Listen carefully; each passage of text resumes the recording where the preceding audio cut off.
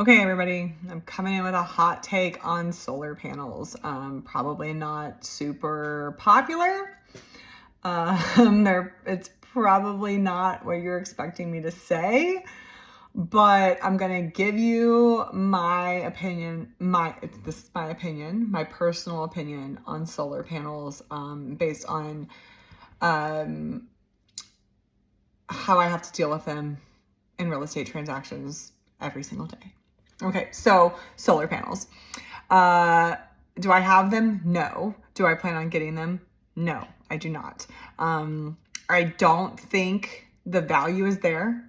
How a solar company will sell you on them and the reality are two very different things. There are things that they're just not gonna tell you about, and most of the time it's the salespeople don't even know. So it's not I don't think it's a negligent thing on their part. It's just they just don't know. So I get solar salespeople at my house all the time. I get asked all the time if I have them, if I plan on getting them, and my answer is no. I tell the solar companies if I wanted them, I would have them by now. I just, from my perspective, and when I deal with solar panels, there's just no value in them to me. You're either paying the same amount to an electric company as you are for the solar panels. Now, if you're paying for the solar panels in cash outright, I would recommend doing the math to find out how long is it going to take for you to recoup the value of those panels. So like, let's say that you're putting a $60,000 system on your home. Your average electric bill is $400 a month. How long does it take for you to recoup that value back? My guess is it's going to take you a lot longer than you think. And yeah, while you're saving money by not paying APS or SRP, are you actually really saving any money by having these solar panels? The other thing to consider that a lot of people don't know or they don't understand with solar panels is that when it comes to selling your home with solar panels, your buyer has to, whether you do owned or leased. Now, if you're going to get them and you're hell bent on getting them, then go ahead and get them. I'm not going to tell you what to do. I'm just going to say, make sure that you understand that your buyer on the home, if you buy them, is going to need to qualify for the balance of the loan. The solar salespeople will tell you, oh, well, you can just wrap that into the sales price of the home. You can do this and you can do that to make it more attractive. They can just assume the balance of the loan. It's no problem whatsoever. I have seen deals fall apart because of solar panel loan payments, because what's happening right now with buyers is they're pinched from every single angle of the real estate transaction. They have to come up with a certain amount for their down payment. They have to come up with the cost of the home inspection and the appraisal and the closing costs. And all of those things are fair things to pay for. But then the interest rates right now are really pushing buyers to a breaking point on what they can afford.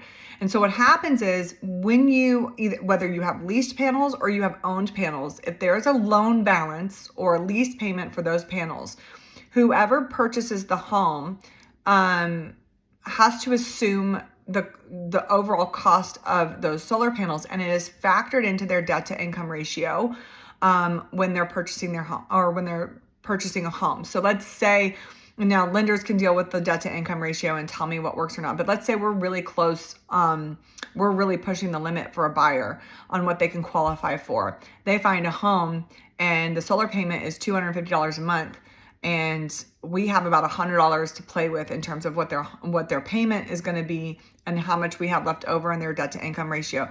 They can't even look at that home. They don't qualify for the home. So while they might qualify for it on a purchase price level, the solar panels end up pushing that buyer out of the market to be able to purchase that home. And then they actually have to qualify with the solar company. So whether it's a lease or it's a loan, they have to go through the process of qualifying to assume either the lease or assume the loan. So I've actually seen homes that have sat for months and months and months and months in very hot markets because the solar panel payment ends up costing it's just too much. It ends up pushing buyers to a breaking point where they can't qualify for both the payment of the solar lease or they can't qualify for the loan payment in addition to the mortgage payment. So then that puts you as a seller, if you're the seller in this situation, that puts you in a bind, because then you're going to have to pay off either a portion or all of the solar panels at closing in order to make the deal happen. So not only do you have solar panels on a home that you're not reaping the benefit of, you're also having to pay off, so you're losing money there as well.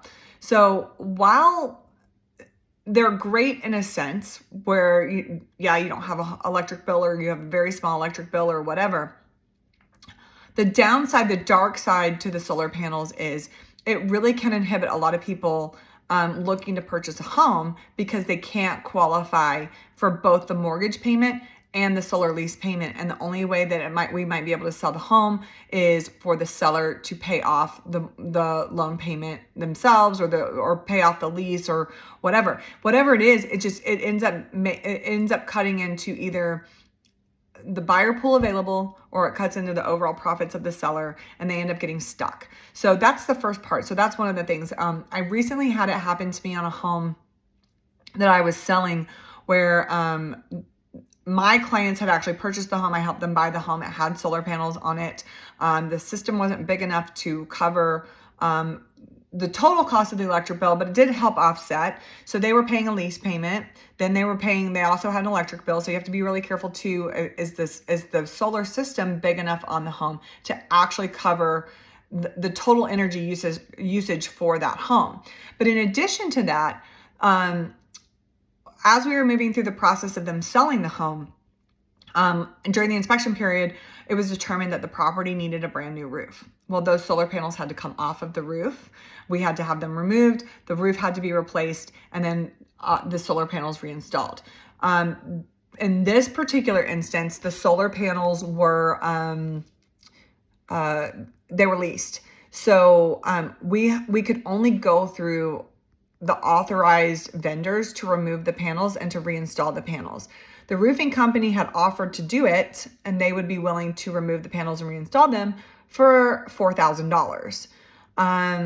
The cost to remove them through the solar leasing company was significantly less. I actually can't remember how much it was, but it was significantly less than the overall cost, than the $4,000 that the builders or the roofing company so generously said that they would do it for us for. But the leasing company was actually backed up 90 days to remove these panels. Well, my clients needed to move. The buyers needed to move into the home. Their lease was up. Nobody could wait. Somehow, by some miraculous situation, I'm not even sure how it ended up working out, my clients actually were able to, the leasing company, they just kind of stayed on top of the leasing company, and we were able to have the panels removed 2 days before the roof was replaced. The roof was replaced. They finished it up the day of closing. However, we still had to close without the solar panels being on the roof, because we were told that by the solar panel company that those panels had to stay off the roof for 30 days before they would reinstall them. The roof needed time to settle and kind of adjust itself, however that happens. So they would not reinstall them. So we actually had to wait another month. We already had the appointment scheduled for them to come out and install the panels, but it was a huge ordeal, and it was a super stressful couple of weeks while we were trying to navigate, trying to get this done. If the roofing company had removed the panels and then reinstalled them, that would have violated the terms of the lease, and would have been a no-go for, and then my clients would have had to pay out the lease because they violated the terms of the lease. And so the buyers would have buying a home thinking that they were getting solar panels. Turns out that they weren't getting solar panels. It just could have gone wrong on so many levels, and thankfully we were able to deal with it accordingly. But to say it wasn't stressful would be a lie. It was insanely stressful, and it took a lot of work by myself and by the other agent to make sure that we were handling this as properly as we could handle it, and making sure that as many I's were dotted and T's were crossed as we possibly could moving into closing. And it just ended up being, I'm just saying, if you want solar panels, you should get them. But I clearly have a very controversial take on this. I'm probably going to get a ton of hate on it. I don't really care. The day-to-day reality of having the solar panels, from what I've had to deal with on a real estate perspective and from a transaction perspective, is it's not as great and as easy as the salespeople will make it sound to be.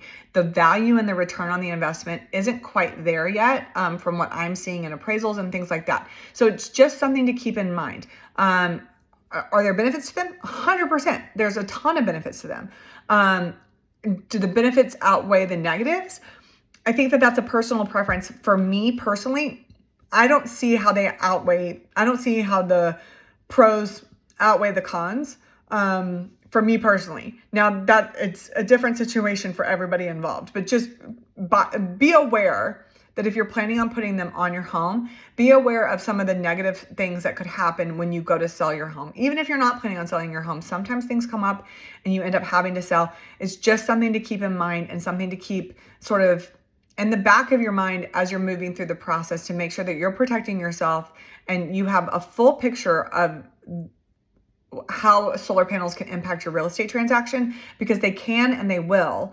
And it's just in everybody's best interest to make sure that you have all the information available.